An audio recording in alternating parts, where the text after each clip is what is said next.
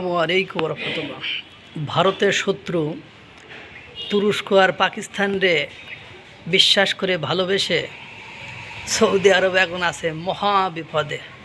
Saudi আরবের রিয়াদ এখন আছে নিরাপত্তাহীনতায়। তাদের রক্ষা করার এখন আর সামনে কোনো উপায় আছে বলে মনে হয় না। কেন এই কথা বললাম, আপনাদের মনে আছে অপারেশন সিঁদুর যখন লঞ্চ করেছিল তখন তুরস্ক পাকিস্তানকে ড্রোন দিয়েছিল। সেই সব ড্রোন ভারত সীমান্তে ভূপাতিত করেছিল এবং একটি অনুষ্ঠানে ভারত সেই ভূপাতিত তুরস্কের ড্রোনকে প্রদর্শনীতে রেখেছিল। অর্থাৎ অকার্যকর কোনো দেশের আকাশ প্রতিরক্ষাকে ভেদ করে তুরস্কের এই ড্রোন ঢুকতে পারে না।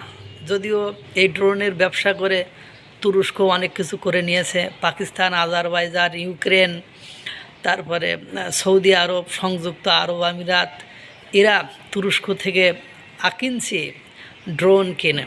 এখন সেই ফরম্যাটে আপনার ড্রোন কিনেছিল সৌদি আরব তুরস্কের কাছ থেকে 96টি $3 বিলিয়ন দিয়ে, কিন্তু সেগুলো সব জলে গেল।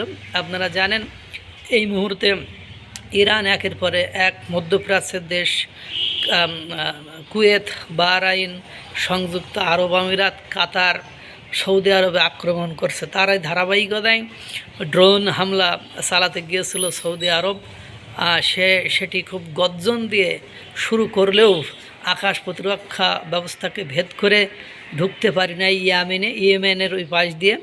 সেখানেই ভূপতিত হয়ে $3 বিলিয়ন ড্রোন সব শেষ হয়ে গেল। ইতিমধ্যে আপনারা জানেন বাংলাদেশের কিছু কিছু লোক ভয় দেখায়, বিশেষ করে আমার দেশ পত্রিকার মাহমুদুর রহমানের সামাজিক যোগাযোগ মাধ্যম ইউটিউবের আমার দেশ ইউটিউব চ্যানেলে ঢুকলেই দেখতে পাবেন যে তুরস্কের ড্রোন বাংলাদেশ আর তুরস্ক যৌথভাবে নির্মাণ করবে, ভারতের ঘুমটুম হারাম, এই ধরনের কথাবার্তা অনেক ইউটিউবার লেখে। এখন ভারতের যে তুরস্কের ড্রোন ভারতে ঢোকার ক্ষমতা রাখে না।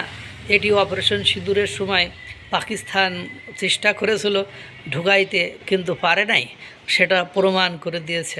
এর মধ্যে এদের এই ড্রোন সৌদি আরব ইয়েমেনে দিয়ে ইরানে মারতে গিয়েছিল, সেখানেও ভূপতিত হয়ে $3 বিলিয়ন নস্যাৎ হয়ে গেছে, ক্ষতি হয়ে গিয়েছে। এই হলো অবস্থা।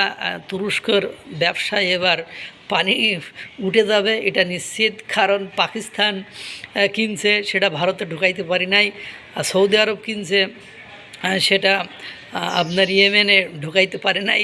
তার মানে বোঝা গেল তুরস্কের ড্রোন শুধু আওয়াজই করে আর মুখের কথাই চলে। তুরস্কের কোনো ক্ষমতা নেই। ভারত আর শত্রু তুরস্ক এবং পাকিস্তানকে বিশ্বাস করে সৌদি আরব এখন মারাত্মকভাবে নিরাপত্তাহীনতায় ভুগছে। দেখতে থাকুন আরও কী ঘটে। আল্লাহ তাআলা সকলকে ভালো রাখুক, সুস্থ রাখুক। আসসালামু আলাইকুম রহমতুল্লাহ।